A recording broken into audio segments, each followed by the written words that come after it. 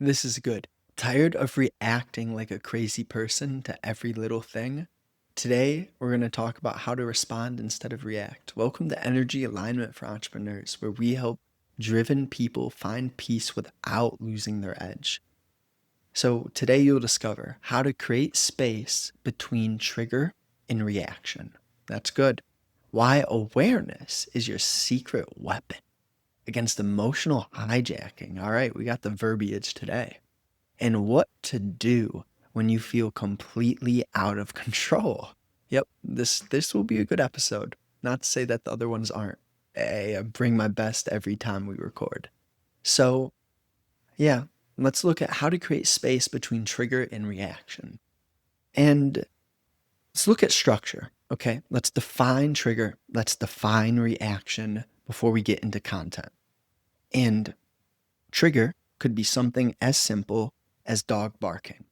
You have a sensory, a sensory input or stimulus from the outward environment. That's the trigger. Then reaction is you start thinking, these homeowners are such bad dog owners, right? That's just an example. So the dog's barking, then you have that thought reaction, man, these owners stink.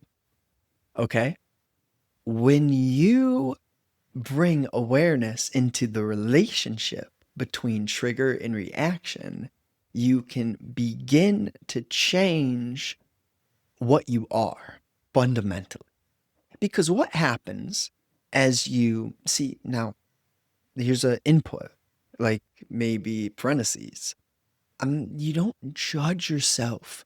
You don't start to feel bad because you had a reaction. Oh, judgment of dog owners. What you do is you notice, okay. So when I have that sensory input, I have a tendency, a pattern, or a theme to think in this said manner. When you're aware of your themes, your patterns, the way that you tend to think, then you can change your relationship to the initial trigger, initial stimulus. And I've watched this in myself. Like, the reason I say dog example? Like, this is how my mind works. So you see, your tongue gives you away. You see, the thing is, I just don't have much to hide in my life. I don't lie. I'll be as honest as I possibly can all the time. And I'm not saying I'm good. I'm not saying I'm perfect. I'm just being real with you. That this dog example drove me crazy in the past. And so, context really, I don't need to go into it too much. I had two dogs. Now I have one. Blessed be. I love Miss B. She passed away on January 12th this year. Oh, my heart. Oh, my heart.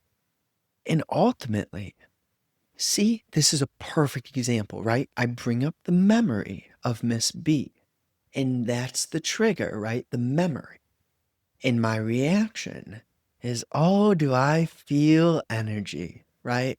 I'm not going to say I'm sad or happy or free but if you've had a dog, you know what it is probably to love a dog.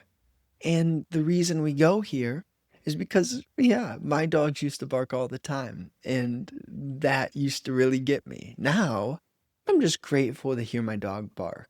And I'm not saying I support all of his behavior, right? Sometimes we have to give him a, hey, bud, come over here.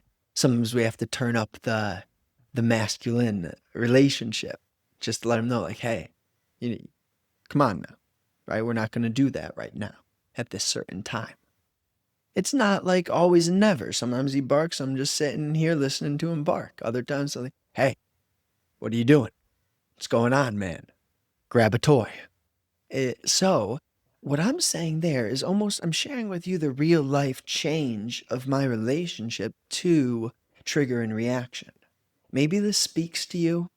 Maybe it resonates, but all I say, my friend, you listening, is what are your common triggers? What are the triggers that really bring you into a state where you gotta let go of this thing? It's like, man, this is gonna drive me insane if I don't, because you can't control everything outside of you. Even as a dog owner, right? It is your responsibility to raise that dog in a certain manner, intelligently, balanced.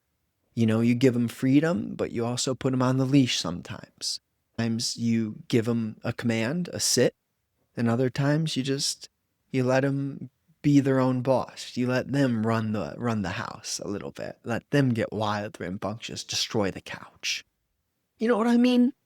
So ultimately, how you create the space between trigger and reaction is you shine light the moment you have the trigger. You watch your relationship to the space between the trigger and the reaction. And as you do that, your awareness, your ability to observe the moment that a trigger or tension or conflict within your heart arises, then you watch that. You learn through observing what you are, how your sensory environments, your inputs, your stimulus may create a reminder of a memory that you've had, and that your memory is built off of prior experience and knowledge. And you can watch your brain function. When you watch your brain function, then you're not controlled by the sense of self, because there's a part of the brain that you can tap into that most of humanity hasn't learned to tap into yet. And this is that simultaneous dance between you are the cloud, you are the sky. You observe your thoughts, you have your thoughts. Yeah. And when you move in this manner, well, you radiate a purity sometimes. Not saying I'm always pure, not saying I'm always free of being in the trigger and reaction. But hey, we work, we look, we're honest, and we change and we learn. So that's the message there. 7 minutes in, let's get on with it. Why awareness is your secret weapon against emotional hijack, right? Well, this is great because emotional hijacking is kind of the outcome of unawareness in relationship to trigger and reaction. Meaning that when you're emotionally imbalanced, you're in the trigger, you're in the reaction. You're no longer both the cloud and the sky, you're just in the cloud, yeah? It's like that's when you have the storm cloud following you around all day and you forget that you can change the weather. So, the awareness being your secret weapon, you realize you can change the weather, which is your emotions. And hey, who knows? Maybe some man, maybe some woman. No, I digress. I'm not going to go because it already gets me thinking about the way that sometimes I see the jets in the sky and they spray out whatever they spray out. I can't entertain that stuff. Why? Because I know things happen in this world and I can't control certain things. And therefore, there's just no point in using energy in specific avenues. It's kind of like you learn through awakening, through doing this work, through observing yourself, where you're insecure. The insecurity is consistently wanting fuel, right? And that's what I mean with the jets, with the cloud seeding, with all that stuff. Man, if you know about it, you know about it. And you realize, like, hey, maybe someone listens to this video somehow, some way, and then I get a connection to change that, right? But right now, I'm not gonna like worry about things that I can't control. So hopefully that helps a little bit. It's just kind of the awareness. Like right now, I'm sharing with you the embodiment of point number two, why awareness is your secret weapon against emotional hijacking. Because the cloud seeding example is a trigger for me. It's just something that who knows how much the government's doing in weird ways? Who knows like where people are at and how lost but powerful some humans may be in the material realm. And all I can do is not judge them, but have compassion for this world and realize, like, hey, I have a message, and I know not everyone sees how I see. So I might as well juice this ego, right? Until my bones, my body turns to dust. I might as well juice my consciousness and share the message with as many people as possible at the best volume and the highest quality possible because, well, maybe this changes humanity. Maybe as humans understand their consciousness, then they don't hide things energetically. The unconscious shifts to be conscious. And then you're not like a easily manipulated puppet anymore. You're not a non-playable character. You're the main character now, right? The non-playable character meme is essentially um, so many humans not questioning worldviews, right? Whether it be what they show on the news, what they push in social media, what they taught you in the education system, what they wanted you to memorize via your brain, right? Um, or specifics around what you should and shouldn't eat. Like, all I need to tell you right here is that your body is extremely intelligent. And if you will no longer seek authority elsewhere, you realize that you can find the truth inside via kinesiology. But for you to implement kinesiology, for you to implement powerful questions, for you to get truth answers the moment that you ask an intelligent question free of self interest and motive and self gain, for you to tap into that source connection, we have to be aware of the manipulation within the structures of the current state which humanity's at, right? Like news, social media, too much input, too much stimulus, caffeine, work, so that you never question anything because you're just stuck in a cycle of, wake up, work, recover, sleep, do. So I'm a little off in terms of the point, and we're at 12 minutes. So let's work. What to do when you feel completely out of control? Okay. Well, yeah, completely out of control. Completely out of control. The thing is that we don't need to control things. What we need to do is be in alignment. To be in alignment, you can't seek control, but the sense we're speaking of here is when you feel chaotic or confused. So we're going to replace like what to do when you feel completely out of control. We're going to say what to do when you feel confused, when you feel small, when you feel weak. And one of the most important things that you can do is create space between, right? Because for you to find yourself in a state of confusion or weakness, there is the trigger, there's the reaction. The reaction is the weakness, okay? And that space between the trigger and the reaction, you just have to um get better at being aware. Now, practically, how do you get better at being aware? This is what to do when you're unaware, essentially, when you're confused. When you're unaware, you need to do something super simple, and that's almost always going to involve a form of physical movement.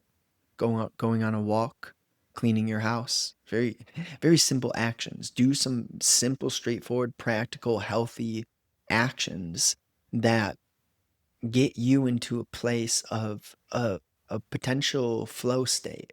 Like you could get a flow state even if you're in your car, you're just driving somewhere. You could go flow state if you're vacuuming. The flow state, if I had to put it simply, it's just the awareness of everything involved in your movement, right?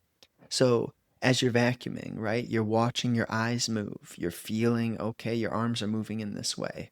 You are aware of your hips, your knees, your ligaments, your joints, your muscles. So it helps to exercise too, right? Because when the thing is, when you feel confused, you're living solely in your mind.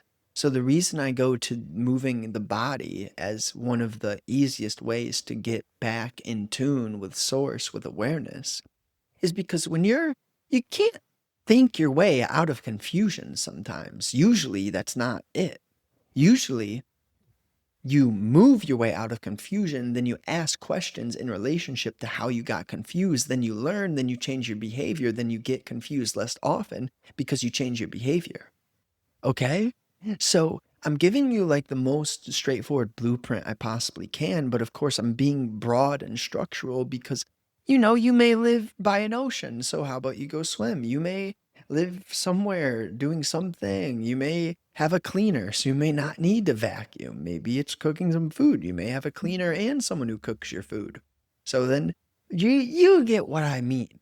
We're just saying the structure of life is movement. And when you're stagnant, well, can you notice that you're stagnant? So move your body and then get your mind moving by asking questions, by not consuming just constantly. 15 minutes, we'll wrap it up there. We'll keep the recap super short. How to create space between trigger and reaction. You know, watch the trigger, inquire upon the nature of the reaction, and then ask questions about the pattern or the theme of how you get triggered. You may have a lot of different triggers. If you can understand the structure of how you get triggered, then you can learn way faster. And then you can change your relationship to triggers. And then you have less and less reactions. When you have less reactions, you waste energy less. When you are not wasting energy, then that energy still goes somewhere. You find out. You find out where that new energy goes and what it creates. Now, why awareness is your secret weapon against emotional hijacking? Well, you see, a lot of us are non playable characters controlled by the puppetry of mainstream. And when you look at your triggers, you create space, you're no longer easily manipulated, then you're sovereign and you're free. And with that freedom, you can strengthen your connection with God, the source of that freedom. And as you do that work, you'll completely be someone who is no longer able to conform one bit. And then you won't be easily tricked. And when you're not easily tricked, God will give you new trials. And then you're doing something big for humanity. Okay? What to do when you feel completely out of control? Well, realize it's we're not seeking control. When you feel confused, create some space via simple movement. There's so many different ways to do it, but that's going to be the theme that we continuously come back to. Because when you move your body, then your mind will clear up. And then with that clarity, you can ask questions to unveil the initial root of the confusion which got you stagnant.